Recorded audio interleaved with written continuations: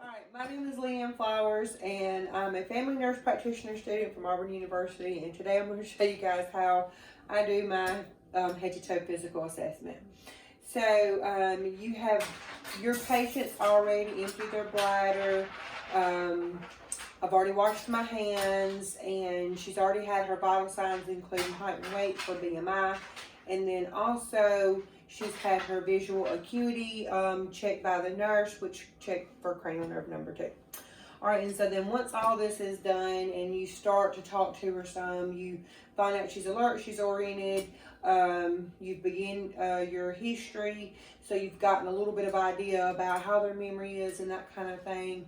You can go ahead and just get a general appearance just by inspection, overall health, work of breathing, labor, good hygiene, that kind of thing. And so after you've done your general appearance, you want to begin at the top, of course, with the head. You're palpating the head to make sure that there's no lumps or lesions.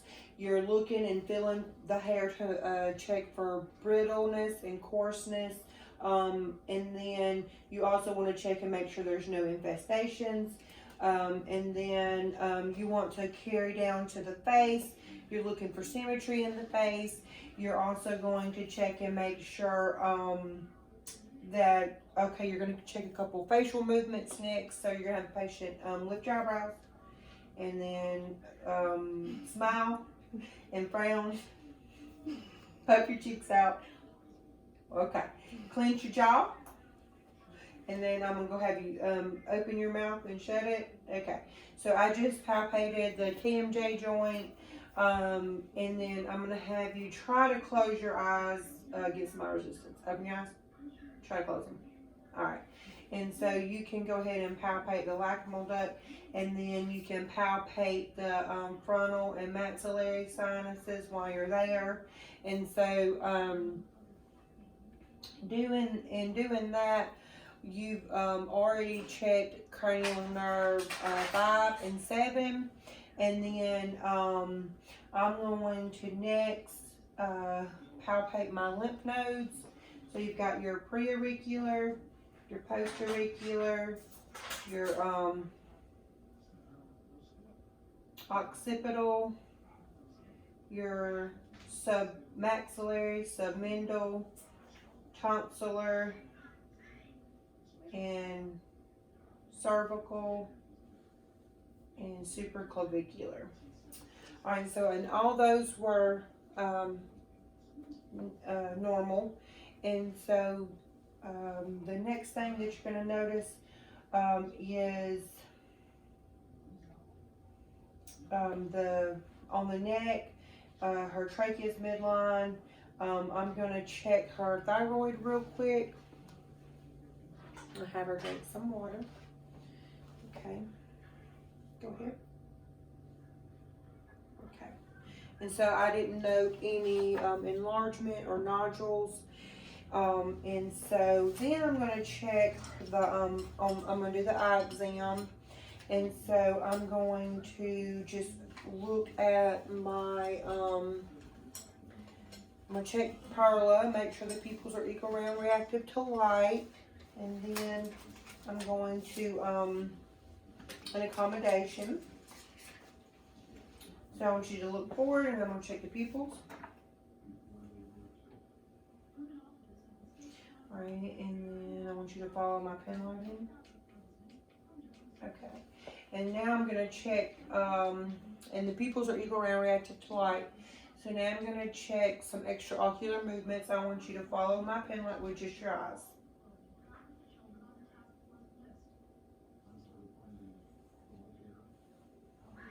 Okay, and so extraocular movements are intact, and then I'm going to do a cover-uncover test. So cover your right eye, and then uncover, and your left, and uncover. Okay, and so after you've done that, you can check peripheral vision via confirmation. And so I'm going to stand in front of her. I'm going to have her cover your left eye, And then I'm gonna close mine, and then you tell me when you see my hands. I see them. I see them. I see them. I see them. All right, let's do the other side. I see them. I see them. I see them. Okay. And so peripheral vision is intact, and then I'm going to do the internal. Actually, I'm going to check the outside of my eye. I'm looking at the eyelid, the iris, the pupil, conjunctiva, sclera. There's no conjunctivitis, drainage, or anything noted like that. And then I'm going to look on the inside of the eye, and I'm going to look for my red reflex. And then I'm also going to look for the macula, the optic disc, making sure the optic disc has good sharp edges, and that there's no papilledema noted, and that the nerves come to a point in the optic disc. And so I'm going to go ahead and do that now. Just look straight ahead. Red reflex is present, and now I'm going to go and look on the inside of the eye.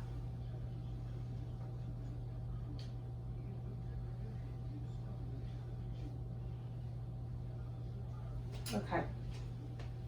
And so that was normal. Okay. And then after I have completed the internal and the external portion of the eye, and that would conclude cranial nerves 3, 4, and 6. And so then I'm going to move to the ear. I'm going to palpate the ear. I'm only going to do this unilaterally for a second time. I'm looking to make sure there's no tenderness on palpation. Then I'm going to look in the ear, and I'm looking to make sure that the ear canal is not swollen or narrow. You look for the tympanic membrane. You want it to be pearly gray, and you also want to make sure that there's no redness or fluid or buildup of earwax, or and you want to make a note of the cone of light, and making sure they don't have any perforations of the eardrum or anything like that. Okay, so I've noted my cone of light and all my landmarks. And so then, after you've completed that portion, you can do a whisper test and have them repeat words that you whisper, and I'm going to do it only unilaterally. So, Cat, dog. all right, and so after you've completed that portion of the exam, you can check their hearing with the Weber test, and so that checks for unilateralization of hearing. And so I'm going to strike this tuning fork. I'm going to place it on the top of your head, and you let me know if you can hear it equally in both ears. All right, and so that's a normal finding. And then on the Rhine test, I'm going to strike this fork again. I'm going to place it on the mastoid bone. You tell me when you quit hearing it, and then I'm going to place it on the side, and you tell me when you quit hearing it.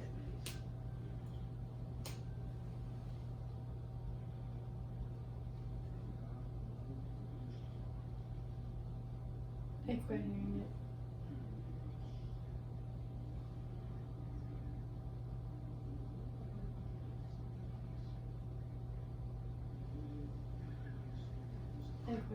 Okay, so that was a normal finding. You want the air conduction to be longer than the bone conduction, and that takes care of cranial nerve number 8. And so after you've completed your ear exam, you can move into the nose exam, and you're going to make note of the nares, and if they're patent, have them go ahead and occlude one side, breathe out the other, and now do the other side. And then you're going to look up into the turbinates. You're going to make sure that there's no edema or redness or drainage. And so I'm going to have you look up. Okay. And so septum was midline, and there was no problems with the nose exam. And then after that, I'm going to have you close your eyes and tell me what you smell. Alcohol? Yes. So cranial nerve number 1 was intact, and then that concludes the nasal exam. And so now I'm going to look into the mouth. I'm going to look in all the mucosal areas to see how well they're hydrated, making sure there's no cracks or fissures in the tongue, make sure there's no signs of a yeast infection. You look at the dentation, make sure there's no missing teeth or cavities. You want to look at the underneath the tongue, the roof of the mouth, the back of the pharynx, looking at the tonsils, making sure that they're not swollen. You want to look at the uvula, make sure it's midline, and then you want to also make sure that there's no like tonsillar stones or redness or signs of infection. So the first thing I'm going to do is get you to say I. So uvula was midline, there's no deviation, that's cranial nerve number 9, and I'm going to say okay. And then I check gag reflex, and that's intact, and that's cranial nerve number 10. And I'm going to get you to stick out your tongue, put it up and down, side to side. And so that's cranial nerve number 12. I'm going to have you show your shoulders, okay, and then try to turn your head that way. All right, and then try to turn your head this way. And that's cranial nerve number 11. And so that's gotten all of my cranial nerves. And after I've completed the head portion, I'm going to move to the neck, making sure my trachea is midline. I've already did my lymph nodes and my thyroid, and so then I can move to the chest. So I'm going to get you to turn this way. I'm going to start with the posterior portion of the chest, and I'm just going to inspect the chest, make sure it's even. I'm going to palpate, make sure there's no tenderness. I'm going to percuss and listen for hyperresonant or resonant breath percussion sounds. And so that was normal. After I've percussed, I'm going to listen to my breath sounds with both the bell and the diaphragm, but for the sake of time, I'm only going to do the diaphragm, and I'm going to listen for rails or ronchi or wheezing, and I want to listen throughout and make sure that there's breath sounds in all the lung fields and that there's no abnormal breath sounds. I get your breath in there.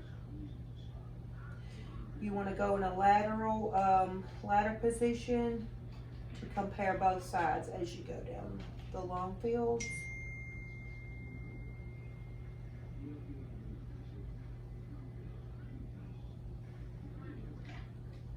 Okay. And then you can also check for tactile fremitus, and then so you'll say 99? 99. 99? 99. And you would expect that to be normal, and that there wasn't any increase in tactile fremitus that would make you suspect consolidation in the lungs. So I'm going to get you to turn this way, and I'm going to complete that again on the front of the chest. I'm going to palpate for tenderness, making sure there's no tenderness when I push in. I'm going to do tactile fremitus again. 99. 99. 99. 99. All right, and then I'm going to percuss.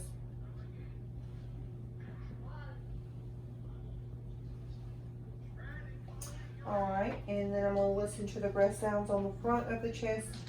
I would want to use both sides, but for the sake of time, I'm only going to use my diaphragm for the video.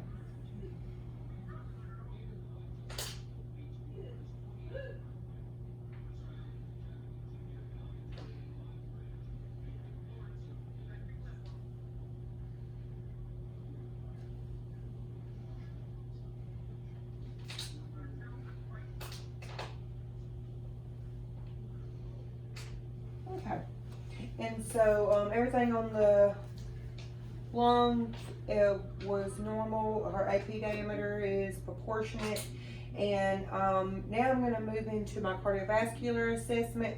I'm going to palpate, make sure I don't feel any heaves or thrills. I'm going to palpate the point of maximal impulse. Now I'm going to listen to my heart tones and my aortic. my pulmonic, Erb's point, my tricuspid, and then my mitral. I would listen with both the bell and the diaphragm in every one of those areas for S1, S2, making sure there's no S3 or S4 splitting or clicks or murmurs. You want to assess them sitting up. You want to assess their full cardiac sounds lying back and on their left lateral side. And that will give you a complete heart sound assessment. After you've done that, you can just go ahead and finish up your cardiovascular assessment by looking for any edema in the extremities. You also want to look at skin color, and you would do that throughout your assessment. Nails, for capillary refill, with the feet and the hands. You would look for any color changes in the lower extremities that would make you think peripheral vascular disease, and if their legs were shiny or swollen, or if there was like natural hair loss. And then you would want to assess your pulses. And so I'm going to begin with the temporal, it's +2, carotid, it's +2, brachial, it's +2, radial, +2, and do femoral, it's +2. I'm going to do popliteal, it's +2. Tibial is +2, and pedal is +2. I would also want to auscultate over all of my pulse areas with my stethoscope to check for any bruits, and so I'm just going to verbalize that for the sake of time. And so after you've completed that, you can move into the portion where you check the stomach. And so we're going to lay down.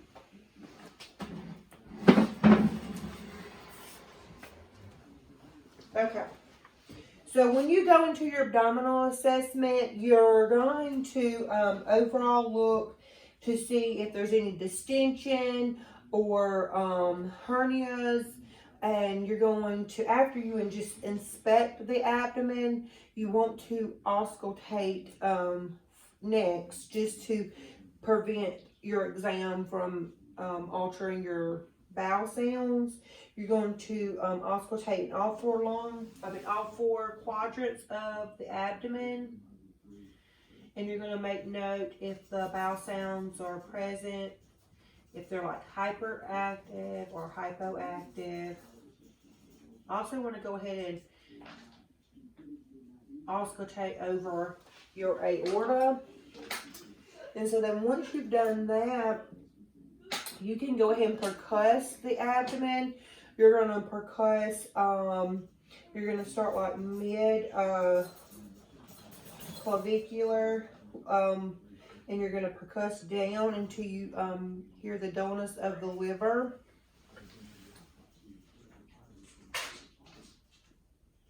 And then once you've done that, it gives you a general idea about where the liver falls. And then you're also going to percuss on the left lateral, mid-axillary, and mid on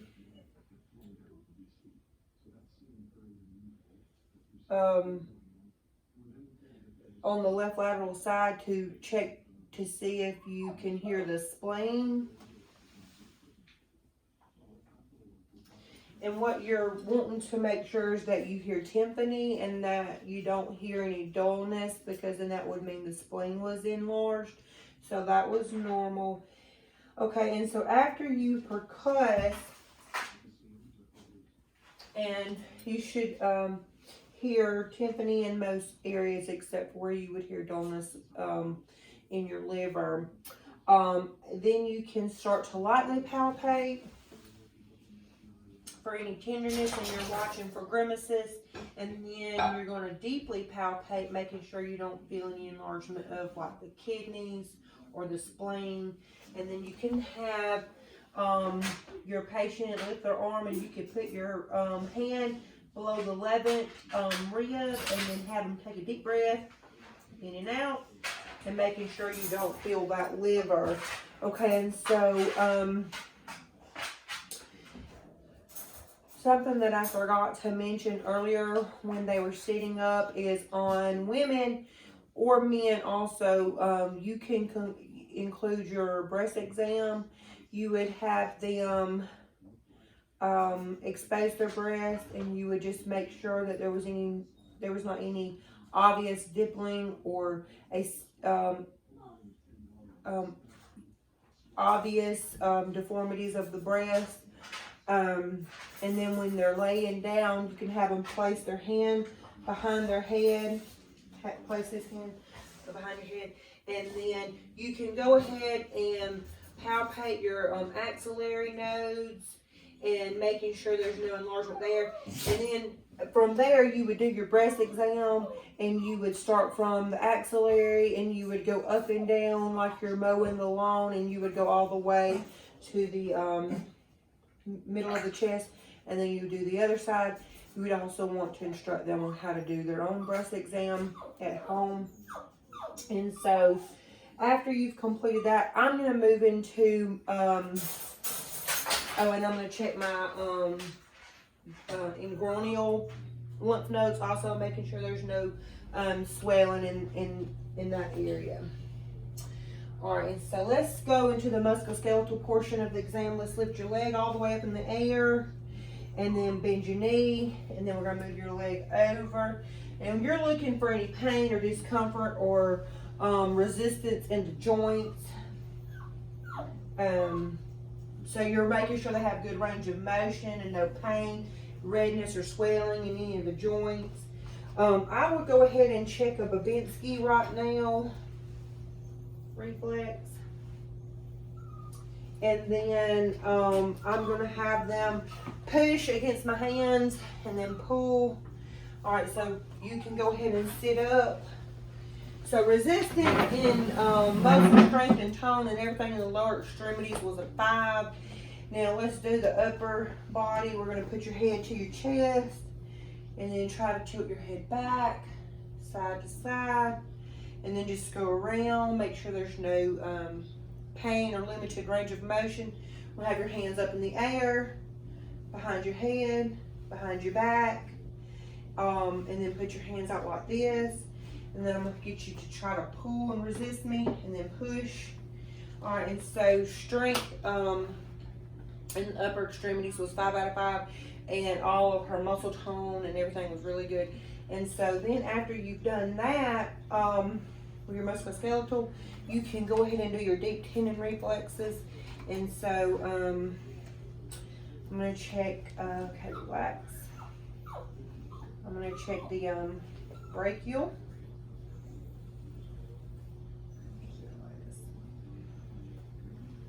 Make sure I'm right back there again. All right, and then the tricep. That was the bicep and the tricep. All right, and then the brachial radial, and then the patellar, and then of course your Achilles. All right, and so all of those were as expected. And then after you check your deep tendon reflexes, what you're going to do then is you're going to have your patient to complete a couple things on your neurological exam. You're going to have them close their eyes and put an object in their hand and see if they can identify it. Corner. Yes. And then you can also write something in their hand to see if they can identify it. A. Yes. All right, and then I'm going to get you to stand up, and I want you to close your eyes and put your arms out by your side like that. And then that's just the Romberg test. You're just making sure they have good balance. And then I'm going to go ahead and get you to open your eyes. I want you to walk heel to toe, and then turn around and walk back on your tippy toes. Okay. And so after they've done that, you get them to bend over, touch their toes, and then just check the spine, and then you can go ahead and stand up and sit down. And I think that concludes our head to toe assessment. Okay.